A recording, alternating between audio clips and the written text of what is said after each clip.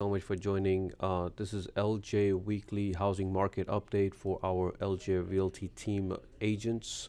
So we want to go over interest rates and a couple of good topics and even give you a breakdown of loan programs. So this way, when you're trying to purchase your own house or you're guiding your clients, you guys know what's the difference between FHA and conventional and how you can bring some value to your client. In this day and age, the way everything's going, there's a lot of people, a lot of buyers are simply not loyal to you.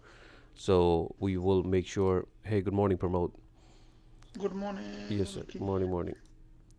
So we want to just basically give you the guidelines for this, so you can tell them, even though you're not a loan officer, you are a real estate agent.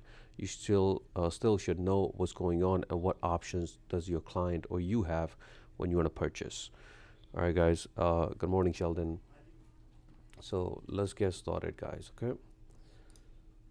So today is January 10th, 2024. The interest rates. So first of all, when some of our agents even ask me as well. So if that person asks, I'm pretty sure you guys, another agent might still have this question. So when we're showing you guys these, your interest rates on weekly basis, right? These are your national averages. This is not for particular one client or for you or anything. This is usually for your top tier clients, meaning that this person has good credit scores above 740, some cases 780 or more. When we're showing you these, rates here. Second is your down payment. If you're putting down 20% down payment, then you should be able to get these type of interest rates. And they have to be your primary residence. That means you have to live there. So this is the criteria that Freddie Mac and Fannie Mae is using when they're sending us these averages here. So just know it's a good indicator that, hey, this is a good starting point. That if the national averages are 6.62, what am I getting? But your situation will be different. It might not be different, but most likely it may be different because of your credit scores, your down payment, if you're going to live there or not, right? These are a couple of things that will trigger these interest rates to go up if they don't are not in that criteria. Okay. So according to your Mortgage News Daily, we're looking at interest rates as of yesterday, 6.80. As of this morning, I believe the next update should be in next hour or so. Hopefully they come down a bit, but from yesterday they went up around 6 basis points. Okay. So again, if they're in the sixes, that's a lot better than sevens or the eights that we saw. So, but we still, where as real estate agents, where we want to see these around 5%. As soon as we start seeing 5.99, 5.79, trust me, your clients will be, want to see more and more properties with you. Okay. Next, this is an example from one of our clients here. This is a true example for a household income of $125,000. They have savings that they want to use for their down payment around $95,000. On top of that, they have more funds for closing costs. But their monthly debt, we always use $250 as average, but everybody's different. They have different expenses. So this family had expenses of around $600, and we're using the interest rates of the average that we said today, 6.8, just as the average. The property that they're looking at was the property taxes were around $8,000 per year. Okay, property insurance around 1,500. So this person should be able to purchase a property that's going to be $600,000. The mortgage payment for them is going to be around $4,000 per month, which they're comfortable making a payment on. But look at this. They have the DTI at 45%. If they find a property, let's say, Janet, you're showing them the property, or Tracy, you're showing them the property, and the property is at 620. Should you show it to them? Yes, absolutely, because you guys can negotiate the price down to 600,000. On top of that, their DTI, their debt to income ratio, is at 45%. So when we're giving it from a loan officer perspective as 45%, meaning we can go higher for different loan types, which I'll go over with you guys. Okay. So make sure that lower the DTI, better for you. Meaning whatever income that you're making, you're not putting everything towards your mortgage. You have other expenses that you have to take care of on monthly basis. Okay. So any scenario that you guys want to run it with us at LJ Mortgage Team. We have our loan officers, 16 of them, that can help you guys without even looking at any paperwork. You can just say, hey, my client is making $80,000 and they have $60,000 in down payment, and what they qualify for. So this way you can gain some knowledge, and maybe you want to prepare yourself as well if you're renting right now. Okay. All right, guys. Affordability does matter a lot. We will see that more and more people can afford bigger houses because the interest rates are coming down, simply put. Okay. Next is our inflation is at around 3.14. The reason we educate you on this is that when you're having a conversation at a dinner table with your family, friends, or even your client, and if inflation comes up, you guys should know the concept of it. Hey, the inflation is dropping, the interest rate should drop as well. Okay, we seen as the highest we saw was around 9% inflation rate, which was really high. So the government still tried to control it, bring it down much as possible. They took it from 9% to 3% right now. So this is really good news for us. I think the hard times were in 2023 and those days are gone. So let's prepare ourselves for 2024. Okay. The next reading will be in tomorrow in January 11th, and hopefully this rate comes down even further. Okay. Couple of news here, headlines from news. One was that home prices are surging, especially in Detroit here. We see that in New York because it's one of the major cities here. In November, December, if November and December the interest rates were not dropping as much as they're dropping right now, guess what? In January, February, March, the first quarter of 2024, we will see more increases in prices. Reason being because there's more buyers for the same property. Okay. Housing markets, price jumps another 5% as mortgage rates drop. Okay. So expect these type of headlines. You want to share these headlines on your social media. So or when you're having a conversation with your family, friends, your clients, you want to tell them, hey, the prices will be increasing. One debate that the other person might come up with and say, hey, there's going to be more houses on the market. That is good. We need more inventory on the market. But guess what? We have more and more buyers qualifying for more property as well. So even if our inventory doubles or triples, the prices will not come down anytime soon. Simply put, because there's more buyers for those properties. Okay? Why the sellers are not making those moves? Same thing. If they're locked in at 3.5%, 4% interest rates on their mortgage, it simply doesn't make sense for them to sell and go with another new mortgage that's going to be 6 or 7%. So when these things are changing, more people will want to sell, more people will want to buy as well. So you, as being a real estate agent, you want to be part of those deals. Okay. Couple of other headlines here too. The mortgage demand jumps nearly 10%. So instead of us as loan officers calling our clients, the clients is going to be calling us as well. Hey, I spoke to you about a year ago. I was not ready in 2023. Could you tell me what I qualify for? Our loan officer is going to help them out. But once they get that pre-approval, you as a real estate agent should be following up with your client. Hey, I know you had a pre-approval last year. You should go back to your loan officer and see how much you qualify with today's interest rates. You should be able to qualify for more. Those are the type of conversation you want to have. Okay. Home buying enthusiasm grows with rising mortgage applications. Right? If the demand is there, there's going to be more under contracts, deals under contract. There's going to be more applications for the mortgages. So just be ready, guys. Okay. Next is, remember that we had that trial that was being overturned now, that due to the commission, should the seller pay the commission or not? We're still going through that. Nothing is concrete, but we just want you to know as a real estate agent that you don't want to assume that, hey, if the property's on the market, that you're going to get paid.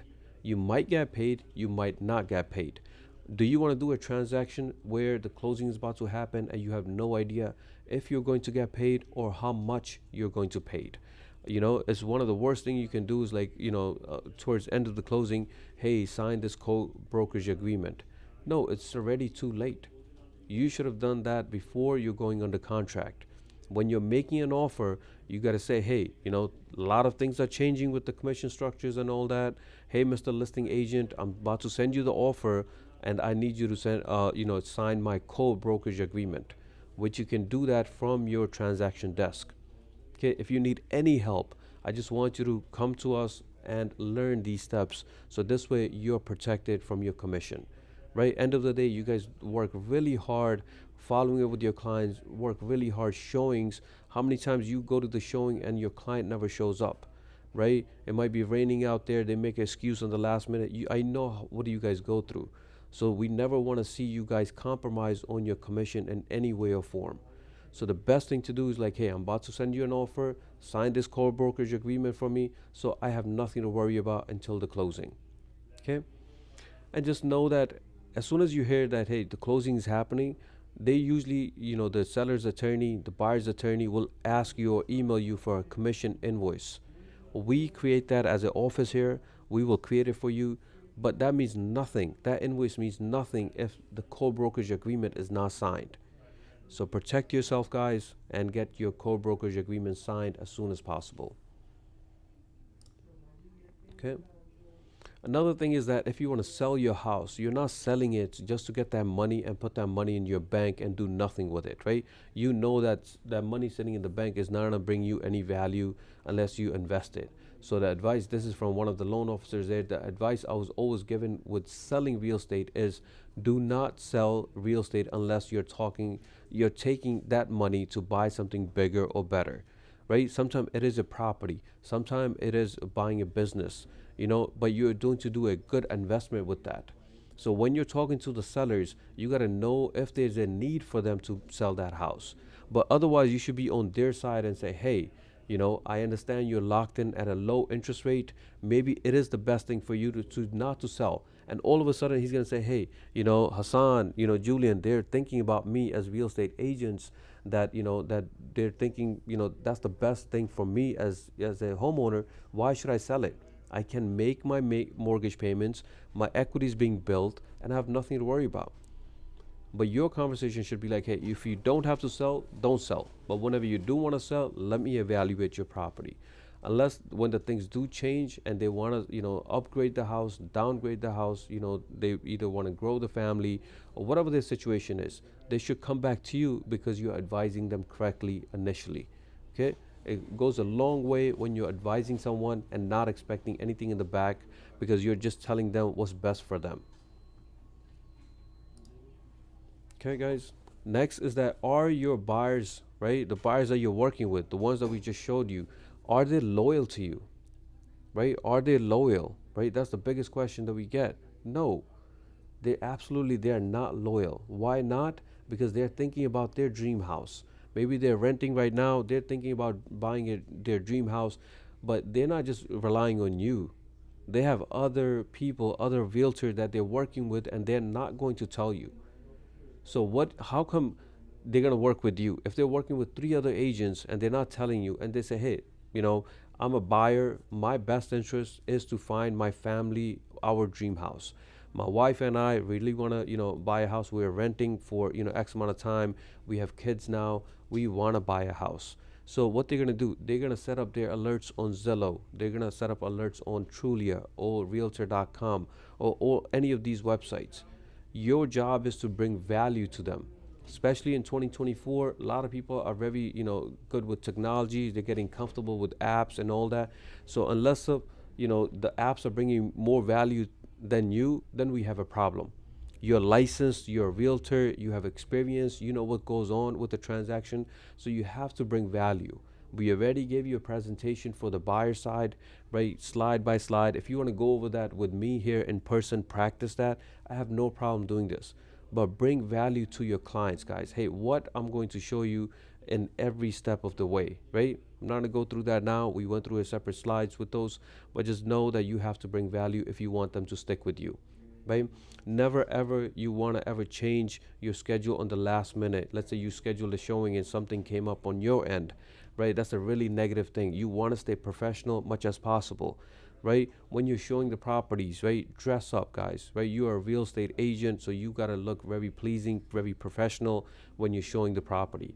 Take your business cards with you, guys, right? These little things do matter, even if your client is not saying anything there in that moment, but trust me, they are judging you later on.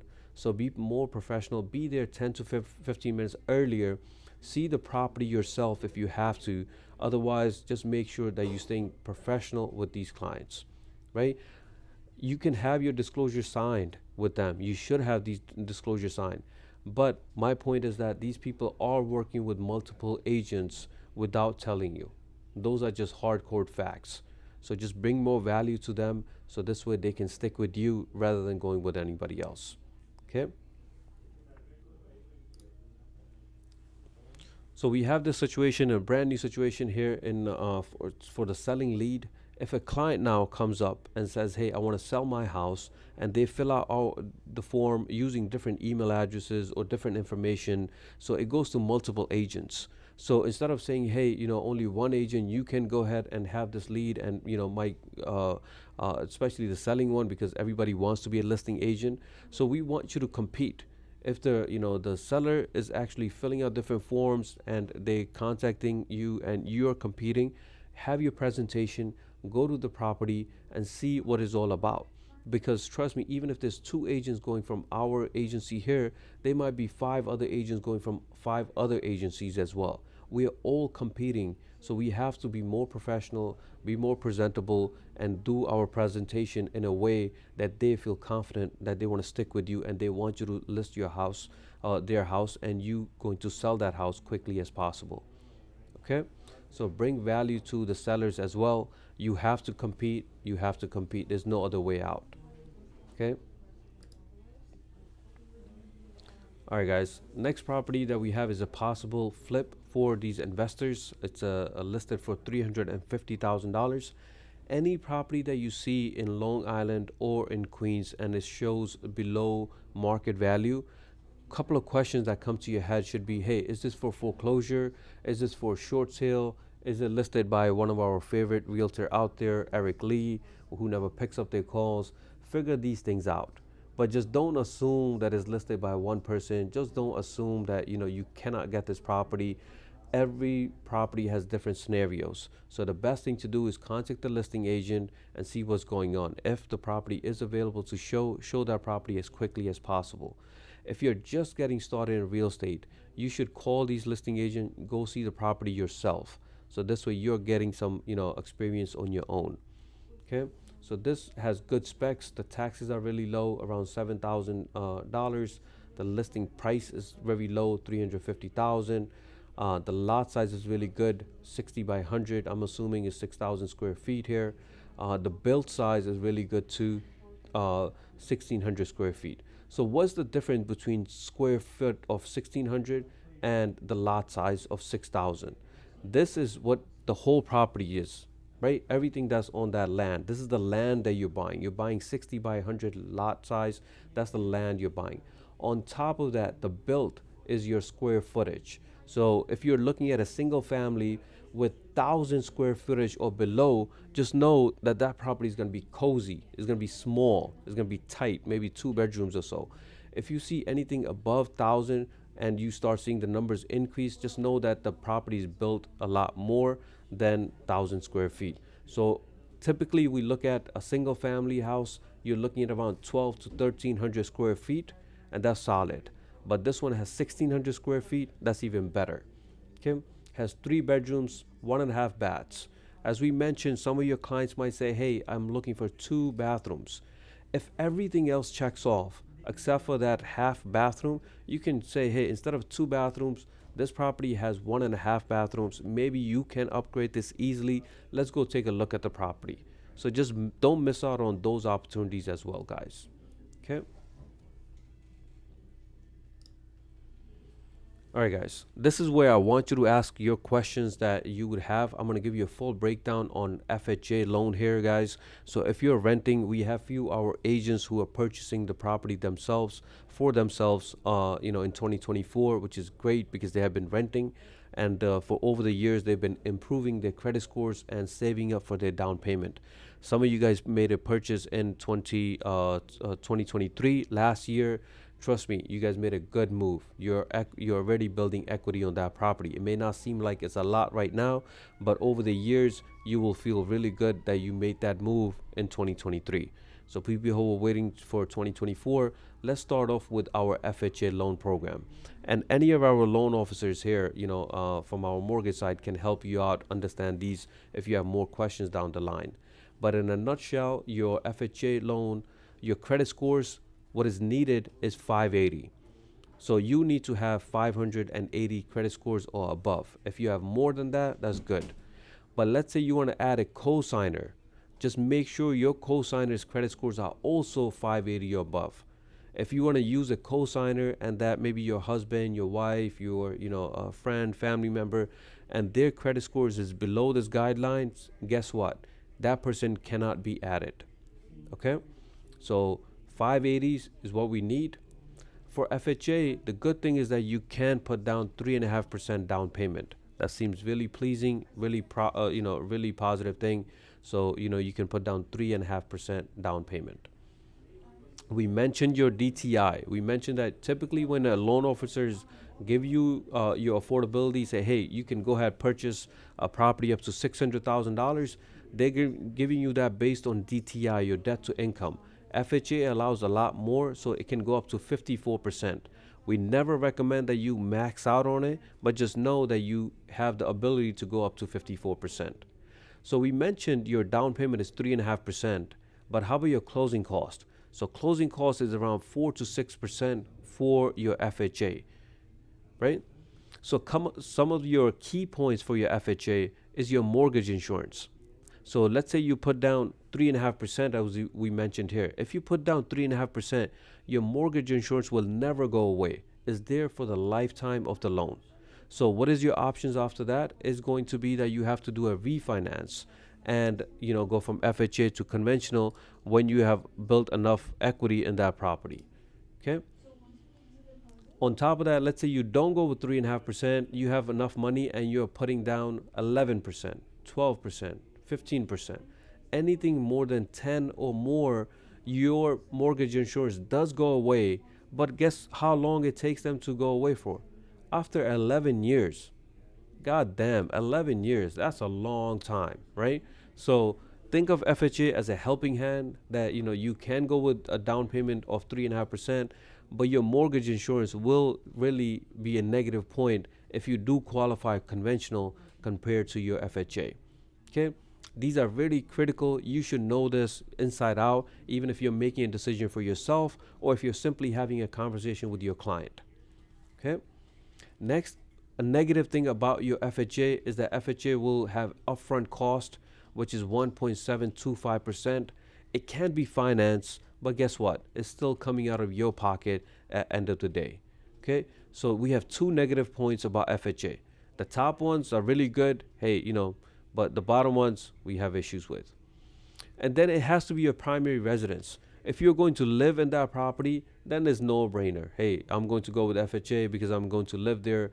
The next question they usually ask your clients is like, how long do I have to live there for? I don't want to live there for 20 years or 30 years if I'm getting a 30-year mortgage. No, you just got to live there for 1 year.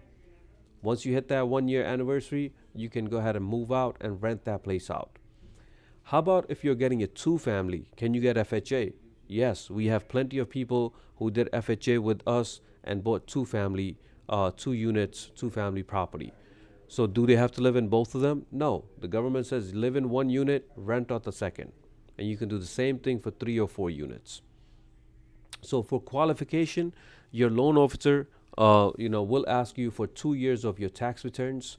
Those are required for FHA. Next is maybe you don't have enough money for your down payment or your closing cost. So FHA does allow you to bring in funds that's going to be gifts. So these will be gifts funds. So maybe your friend, family member is giving you gifts that is not require you to pay back. They're just giving you, hey, you're going to buy a house. Let me help you out. Let me give you $5,000. Hey, let me help you out with $10,000. These are good family members. Everybody needs those. If you have those, you can deposit the money that they give you into the bank account and get a gift letter Your loan officer is the one that who's going to be advising you on this. Okay.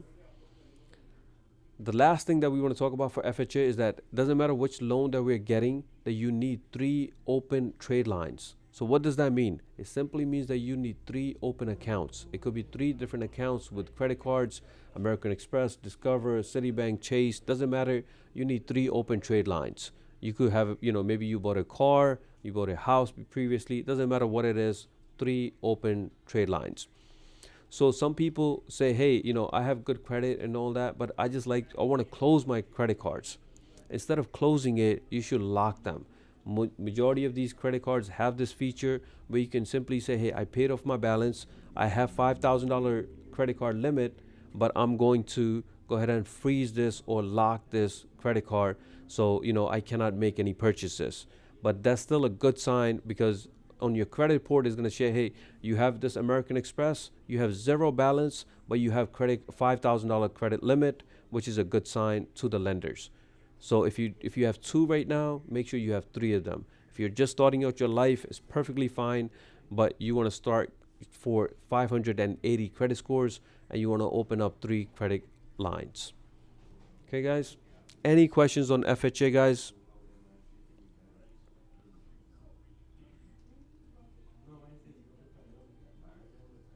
Okay, if anything comes up, let me know, guys. But try to improve your credit score as much as possible, because you want to go from 580 to 620. The game changes when you hit 620. Again, if you have 620 and your co-borrower has 580, guess what? You guys cannot go with conventional. So these lenders, they're always looking at the worst credit scores candidate. If you have 4 people on your credit on your application, whoever has the worst credit scores, that is what is going to count. So conventional says 620, FHA is 580. So if you want to qualify for conventional, make sure all your co-signers do have the same credit scores above 620. Okay. So for conventional, do you need 20%? No. You can do as low as 5% for 1 to 2 units now. This recently changed. Before it was just for 1 unit. Now it is for 1 to 2 units. Okay. Your debt to income ratio is lower now, right? Before it was 54%, because government said, hey, I know you don't have enough income, so you need more room to purchase this property. Go ahead up to 54%. For your conventional, they're saying at 49%. Okay. So all these slides, guys, we will be sharing that around 4 o'clock with you guys. Okay. How about the closing cost here? 3 to 5%. On our FHA, we said 4 to 6 because of this fee here, 1.725. For conventional, since you don't have that, so your closing cost is going to be a little bit lower, to 3 to 5%. So what are some key points for your conventional? Number 1, which is the best one here, is your mortgage insurance. If you have a conventional loan, your mortgage insurance will go away.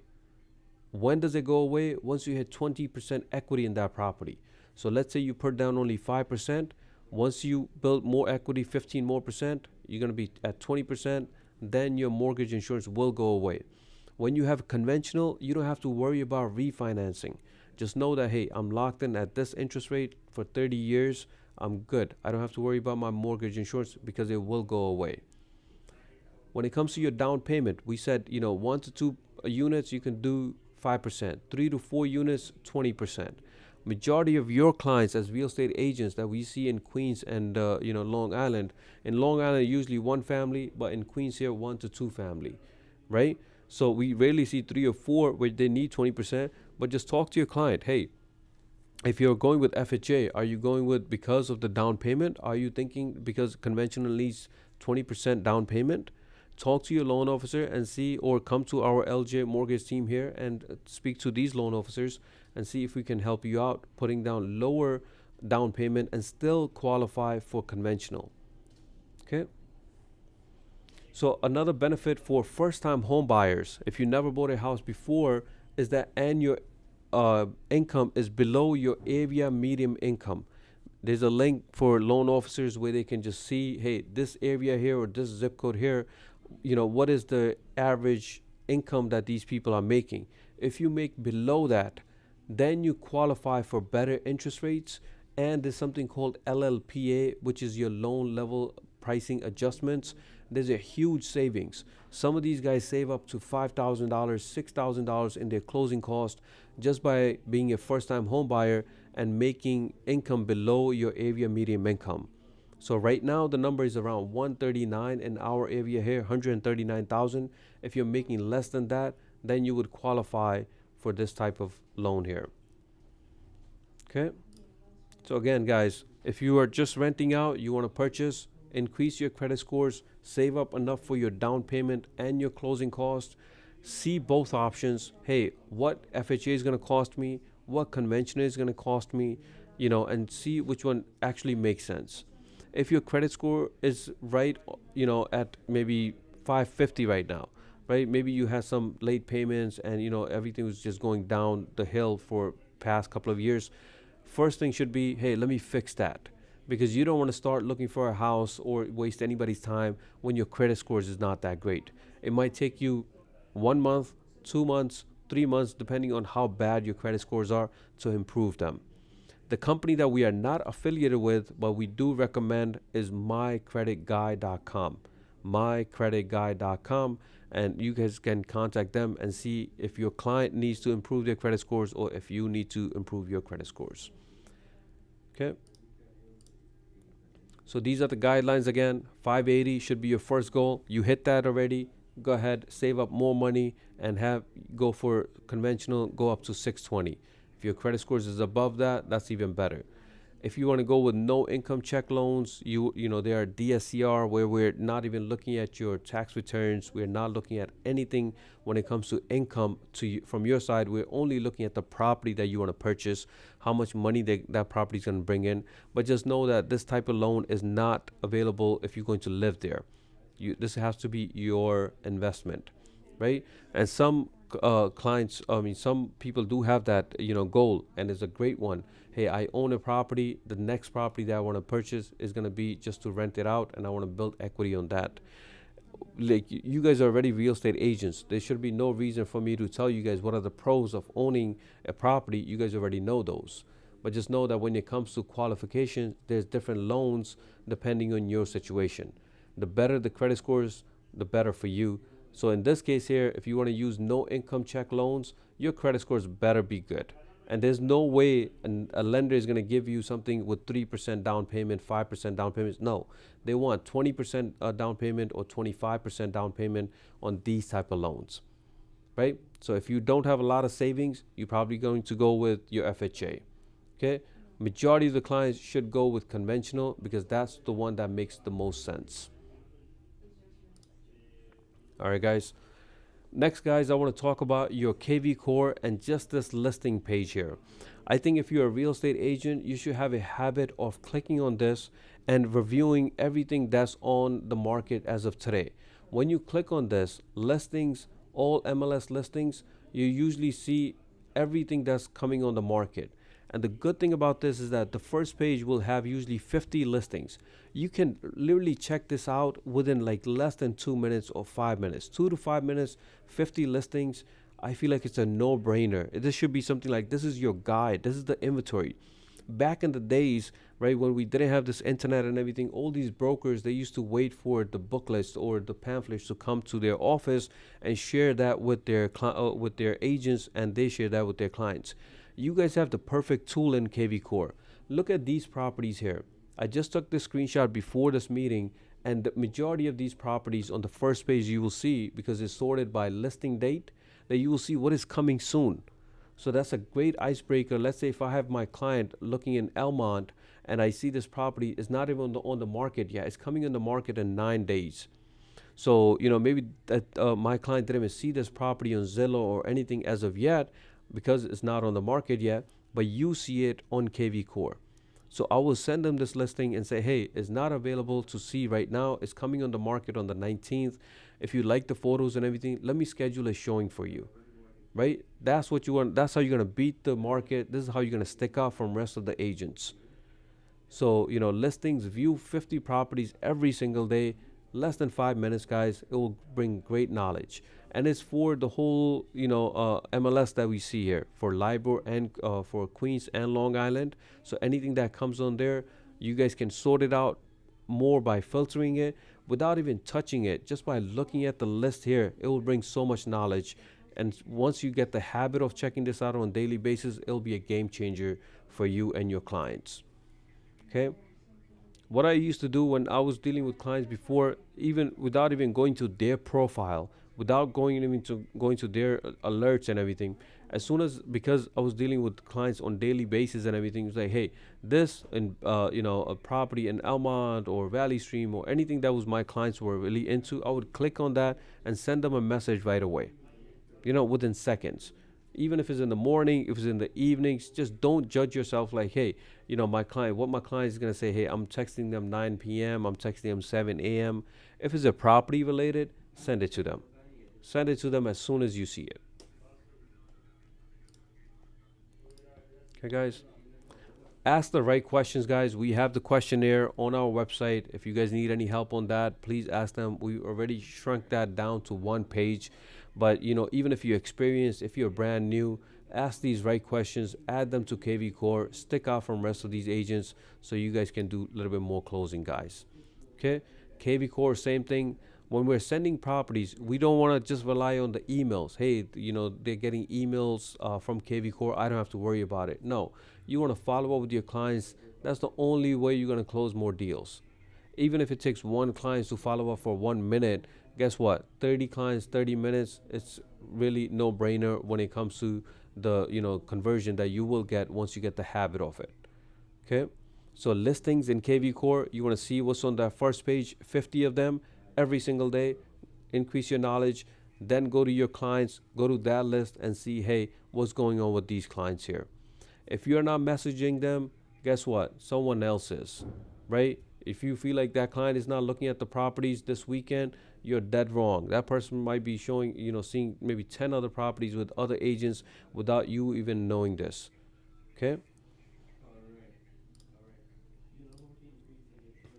So I really want you guys to get comfortable with the co-brokerage agreement. That's what we mentioned earlier. But anything that you're sending out from the offers, the disclosures, anything to e-sign should be in transaction desk. If you're not comfortable with that yet, please, please, please, it's a request that you come to the office, you spend 10 to 15 minutes with me, or we can do this virtually from your house. Just schedule a meeting with me. So this way I can really go through this in depth with you guys. Once you learn it, it will make you really, really professional because you can send out your disclosures, your offer sheets at any time, really at your fingertips. Okay, guys?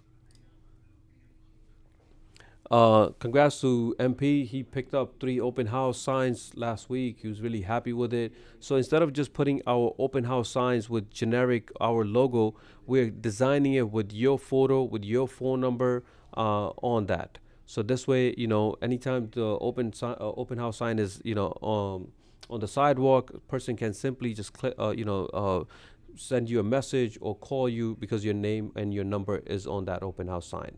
It does cost $75 if you want to just buy 1 or 2. If you want to buy 3 of them, it's going to be $200 even. So you can contact Anand. We can design it for you for free. We email it to to Anand, and we copy you on it as well. Once it's ready, Anand will send you a message or call you, hey, your signs are ready. You can pick it up from this location here. And, if you're going to get 3 of them, it's going to be $200. So it's around $66 for each when you buy 3. Okay, so you don't have to worry about coming to the office. If you have a listing, grab at least 3 of them. Okay, guys. Again, all these disclosures are there. If you need any help, please ask. This is not the time to say, hey, I don't know, I don't want to learn. After that, everything should be on repeat. Our agents that's closing deals, I have even sometimes don't even know that, hey, the closing is happening. They're coming with the check. Hey, the closing is happening. Here's my disclosures. Here's my offer sheet. Here's everything that we need. And we don't have any problem with that. But anybody that's starting out, we want you to look professional. No need to tell you if you're brand new. No need to tell the listing agent, hey, I'm just brand new. I'm just learning. They may take advantage of that. Better you can say, hey, I work with a broker that's non-producing, that's always on my side, that's going to help me close this deal. If you're going to talk to them, let me make a three-way call with my broker and see what we have to offer. Okay, I can be that guide for you guys so we can close and make you look more professional. Okay. Again, if you're starting out, even if you're brand new or not, even if you're experienced, you want to go for 8 deals in 12 months. Doesn't matter when you do it, you will automatically be on 100% commission. It could start now in January. You do 8 deals within the next 12 months, automatic on 100%. If you are on a previous, you're almost there with your level 4, big ups to you. We have few agents that's almost there at 100%, because they already closed 14 plus deals or almost there. Big ups to them. But if you're just starting out, this is a booster. 8 deals, 12 months. Who can do this? You think a part-time agent can do this? Absolutely not. Absolutely not. Right? That's how I truly feel. Prove me wrong. If you feel like, hey, I can prove this person wrong, great. But it takes a lot of work to complete 8 deals in a year. It seems like, hey, it's possible. It is definitely possible. You can do more. You can double, triple that. But guess what? Getting 8 deals done is really, really hard. But if you put your effort into it, if it's a full-time job, it can happen. Okay? And did you set your goal for 2024 yet? If not, set it. Just know that, hey, I need to close X amount of deals. If you already have a solid job, you're making $100,000, you're not going to drop that, and you shouldn't, right? Why should you drop your solid job that you have on W-2? But maybe you have a small goal. Maybe you say, hey, I want maybe 3 deals this year. I want to make around $30,000. So this will be my extra expenses for all these things I'm doing. Everything I'm making in my real job, I'm making 100K on that. So I'm going to leave that for my savings. You can work that out. But whatever your situation is, set up your goals. And how are you going to achieve those goals? Is by finding clients, building relationships, following up with them, and showings.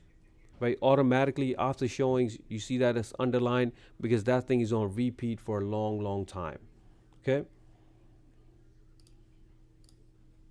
Okay, guys. And for our LJ Mortgage team, guys, we just got licensed in Florida as well. So we are licensed in 5 states: New York, New Jersey, Indiana, Georgia, and Florida.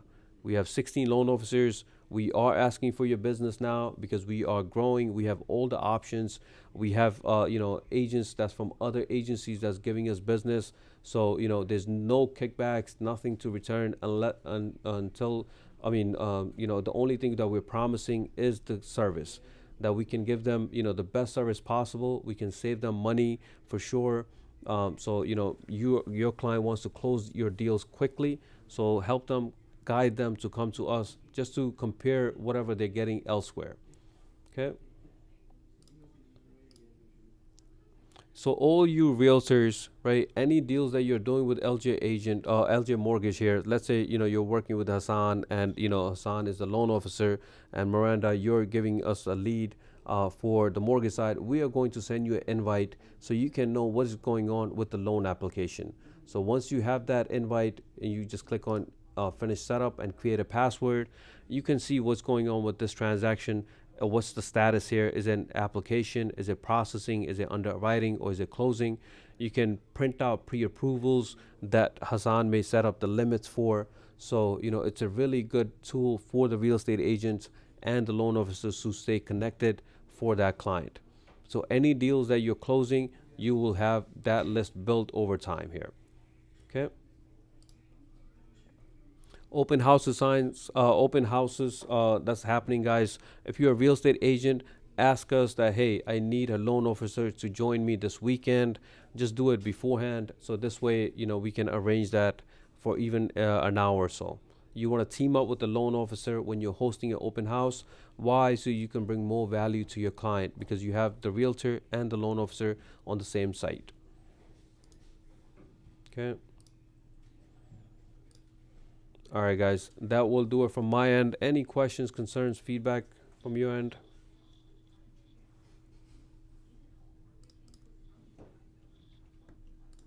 Somebody asked me a question. Yes. Can somebody sell a property that she lives in, which is personal, and use the money to buy an investment property without being penalized?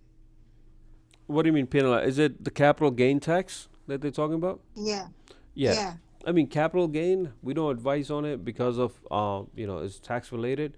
But just know that if Okay. they're making the money, if there's a single person, the profit, let's say they Mm-hmm. bought the house for $500,000 and now they're selling it Mm-hmm. for 750, right? They're making Okay. $250,000. The Mm-hmm. government gives you that break for up to 250. So if you sell it for Okay. 800,000 now and you bought it for 500,000, so you're making $300,000, right? So out of that Mm-hmm. $300,000, the government say, hey, we're gonna deduct $250,000 for you, so you have to pay the capital gain for the remaining, which is $50,000. Okay. Okay, so if they do, I Yeah. mean, if they do want to do exchange 1031 exchange, they have to prepare themselves before they go ahead and sell it. Okay, they have to talk to their CPA, and they can definitely do that if they want to do a 1031 exchange. Okay. So what is 1031 exchange exactly? I know that you don't do 1031 exchange with the Hmm. house that you live in. It's only for business, right? Correct. It's going to be investment to investment. If they're going to live there, I think their question should be, if they're going to just buy another house, right, and they're going to live Yes. there, they just want to sell this property. Again, the numbers I mentioned, if they're single, up to 250. If they're married, up to $500,000 capital gain can be deducted. And if they do make Okay. anything money on that, then they do have to pay tax on that. And what's the percentage? I have no idea. The CPA will tell them. But whatever the amount will be, it will be above $250,000 profit. Okay, I understand this part. Mm-hmm. The part that I'm trying to understand, a lawyer once told me that the old system no longer exists, where if you sell your house and you buy a house at the equal or more money, you don't get to pay on capital gain. She said that's no longer exists. I want to know if it's true. Yeah, I would not advise. I would not say yes or no to that. I think on that, whoever she got the advice from, she should speak to another CPA and see what they say. I simply don't want to Okay, advise on that. Yeah. okay, All right. all right, okay, But yeah, thank and you. sure, no problem. Any other